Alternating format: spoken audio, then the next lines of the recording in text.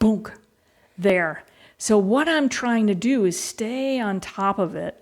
And it's tender, but it's not painful, you know? And I'm just going to stay there. I'm not going to do any shearing because this is enough. And I don't have 6 hours to get in there and break it up. I also don't have the finger strength. So going back and forth, it might feel good, but it's not going to get into the place that I want to for the sustained amount of time.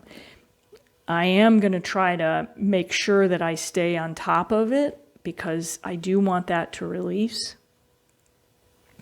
And if you have places that are like this in your body and you just really want some help with releasing them, there are fantastic myofascial massage people out there that do this kind of work, and you may want to get an appointment with them or several appointments because it does take some time to really work on this tissue.